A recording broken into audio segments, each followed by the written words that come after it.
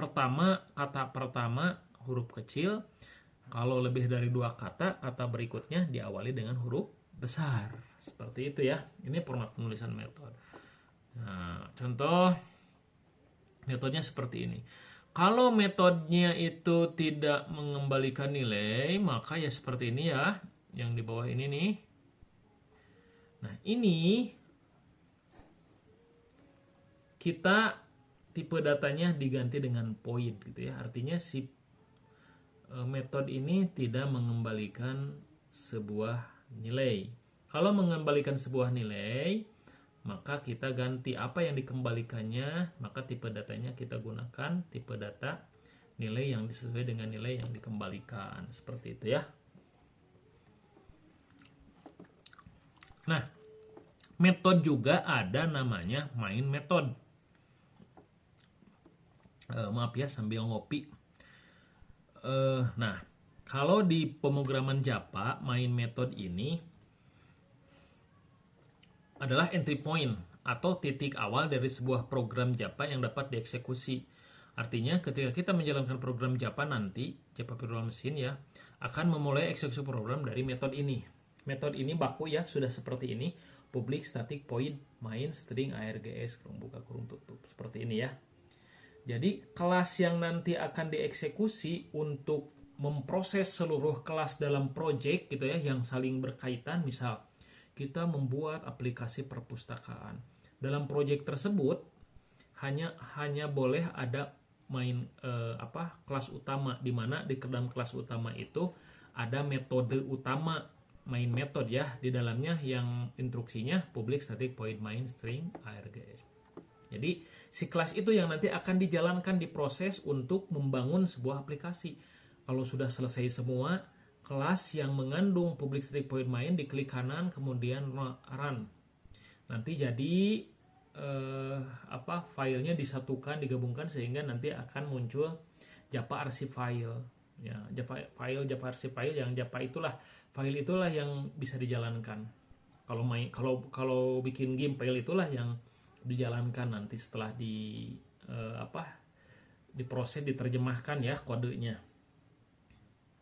Oke ya, seperti itu. Nah, selanjutnya adalah konstruktor ya. Konstruktor tadi sudah dibahas sepintas ya, bahwa konstruktor itu nama metode yang, nah ini konstruktor ya, nama metode yang nama namanya sama dengan nama kelasnya. Misal kalau kelas mobil, maka akses modifier untuk konstruktornya itu mobil. Nah, nanti akses modifiernya bisa disesuaikan. Seperti itu ya. Jadi tidak ada tipe data apapun. Nah, seperti ini kan, ini beda ya, ada tipe data, akses modifier, tipe data, nama metode. Kalau ini mah akses modifier, langsung nama metodenya itu sesuai dengan nama kelas harus sama. Kan konstruktor ini yang nanti akan digunakan untuk menginisialisasi kelas untuk menciptakan objek-objek baru dari kelas tersebut. Nah, ini main method, ini konstruktor ya. Bisa dibaca ya, default konstruktor. Jadi kalau kelas boleh nggak tidak memakai konstruktor? Boleh. Tapi kalau tidak memakai konstruktor, nanti pada saat mendefinisikan, ngeinstansiasi lah istilahnya kelas, maka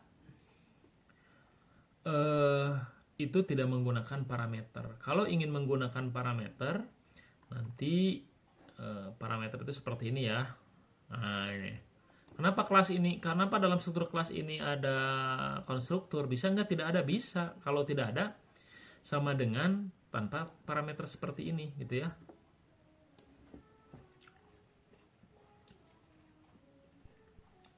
Nah, konstruktor. Nah, sekarang kita ke akses modifier. Seharusnya di awal ini ya, tadi nggak masalah ya. Kita lihat lagi, tadi kelas itu kan formatnya itu akses modifier, nama kelas, kemudian tipe data juga sama ya, akses modifier, tipe data. Seharusnya ada ya akses modifier di sini. Nama metode juga sama akses modifier, nama metode atau akses modifier, tipe data, nama metode. Nah, access modifier itu apa sih? Diganti dengan apa access modifier itu? Nah, ini access modifier itu seperti ini ya. Ada public, protected, default, sama private.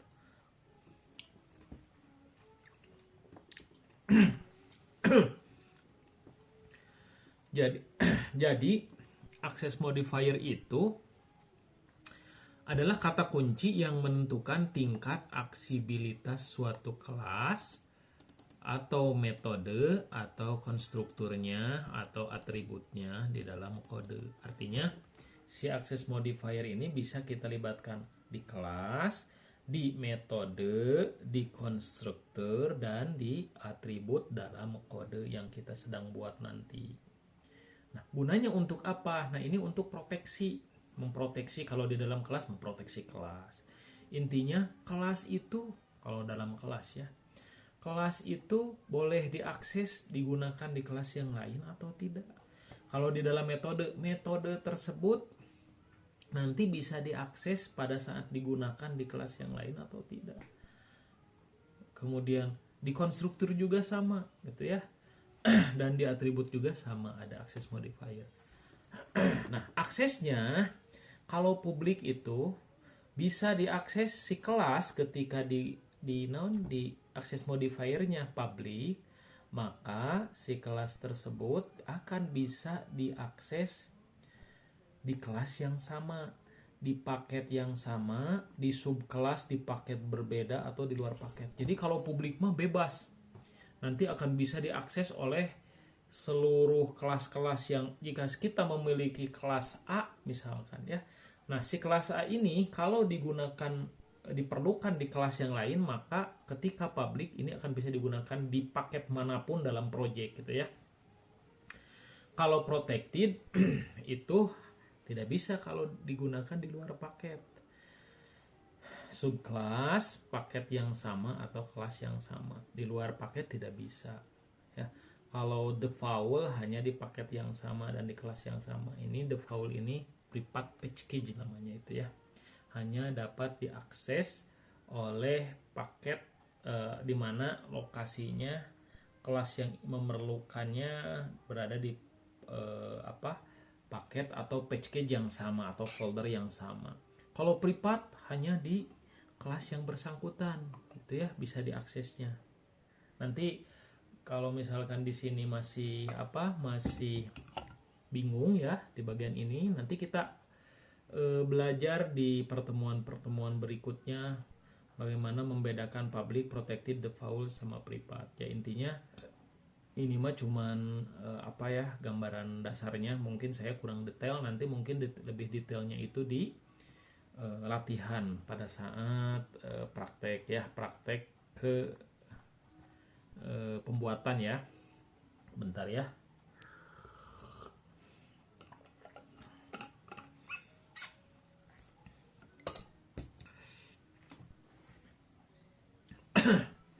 Public. Nah, public itu seperti ini ya. Kalau kelas didefinisikan public, maka tadi access modifiernya public, kelas, make kelas. Kalau di atribut atau variabel public, nama tipe data, nama variabel. Ingat, nama variabel ini biasanya diawali dengan kata yang huruf kecil. Nah, terus metode juga sama public ya, access modifiernya. Private gitu ya, sama. Protected sama seperti itu ya. Terus kalau tidak ada default access modifier biasanya void gitu ya. Jadi tipe datanya diganti dengan tidak ada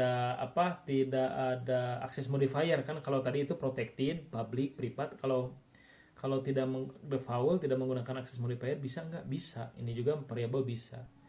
Nah, kalau misalkan tidak menggunakan access modifier, berarti kembali lagi ke tadi, lihat ya, default ini dia hanya bisa diakses di paket yang sama dan kelas yang sama. Sementara di luar kelas itu tidak bisa ya. Ya, seperti itu. Nah, ada juga bagian komentarnya. Nah, komentar ini lihat ya, file-file dengan awalan seperti ini ya, yang berwarna hijau ini ya, Ini adalah komentar. Maksudnya apa? Dia bukan instruksi sebenarnya, itu cuma keterangan saja, tidak akan dieksekusi oleh program ya.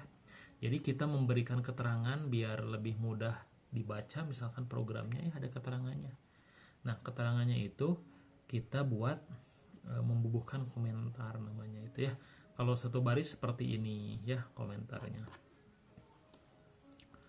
Oke ya, kalau satu baris misalkan tadi mana ya? Nah, ini nih. Nah, kalau satu baris seperti ini ya. Oh, ini nih ya. Ini adalah komentar satu baris itu ya biasa. Nah, kalau lebih dari satu baris biasanya menggunakan ini. Garis miring bintang, mungkin ditutup lagi garis miring bintang garis miring.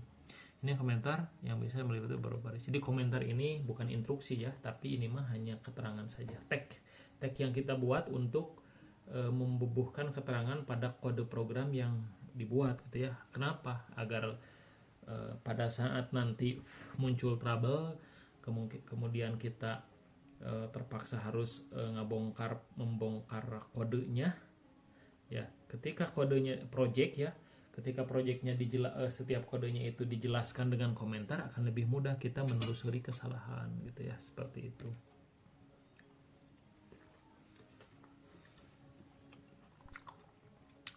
Nah, sekarang ke proses instansiasi atau menciptakan objek. Sebelumnya kan kita topiknya tentang kelas ya, struktur kelasnya seperti apa. Jadi kelas ini cetakan ya, ingat ya, anggap saja cetakan kue gitu ya. Nah, kalau bikin kuehnya, kalau sudah tersedia cetakannya, kita bikin kuehnya. Nah, bikin kuehnya itu kan objek ya, objek yang dicetak menggunakan yang dihasilkan menggunakan cetakan. Nah, untuk membuat objek dari cetakan ini, atau untuk membuat objek dari kelas yang kita buat ini, namanya instansiasi. Gimana cara instansiasi? Gampang. Lihat ini ya sintaknya itu, nama kelas, yang ini ya sintaknya, di bawahnya ini. Cara instansiasi itu kalau gampang, nama kelas, nama objek yang ingin kita buat, terus new, nama kelas, seperti itu. Gampang ya, tinggal pakai kata keyword new. Oke ya. Misal ya ini kita memiliki kelas person. Nah, ini ya. Dengan konstruktur, nah ini orang edit dengan gitu. Dengan konstruktur tadi kan ingat seperti potongan kode. Nah, ini konstrukturnya public person. Kenapa ini disebut konstruktur? Bapak saya tahu dari mana? Iya, karena ini nama metode yang sama dengan nama kelasnya. Ingat ya. Metode yang sama dengan kelasnya namanya itu namanya konstruktur. Konstruktur inilah yang digunakan untuk menginstansiasi atau menciptakan objek dari kelas tersebut ya, seperti tadi. Nah, ini untuk objek dari kelas tersebut kita harus menginstansiasi seperti person, namanya misalkan siswa, new person Abdul 20. Kenapa ada di sini ada Abdul? Karena lihat konstrukturnya di sini ada dua ya, ada string, ada parameter dua, makanya ketika diinstansiasi kita masukkan parameternya. Oh, ini untuk nama, ini untuk umur, dicocokkan ya. Nah, jika konstruktur tidak didefinisikan, tidak dibuat konstruktur di kelasnya, maka si konstrukturnya sama, instansiasinya cuman nanti tidak mengandung parameter. Kalau ini kan mengandung parameter ya. Nah, ini mah nggak mengandung parameter, seperti itu ya. Nah, kurang lebih seperti itu ya. Lampiran ini contoh kelas lengkap ya. Namanya class person, PHP kolom latihan pemula, artinya si kelas ini berada di paket atau folder di dalam project, di folder pemula yang ada di dalam latihan yang ada di dalam folder com. Oke ya. Nah, ini ya person, ini konstruktur. Untuk instansiasi nanti membuat objek itu acuannya new, konstrukturnya apa. Nah, ini metodenya ya, ini metode untuk menampilkan informasi. Nah, ini kelas utamanya gitu ya. Kelas utamanya public static void main. Kalau ada di dalam kelas ada kelas utama, maka si kelas tersebut akan bisa dieksekusi, diproses untuk menghasilkan aplikasi. Dijalankan gitu ya. Jadi dijalankannya di sini. Nah, di sini praktek, nanti kita akan libatkan cara menggunakan NetBeans di pertemuan berikutnya ya. membuat kelas seperti apa,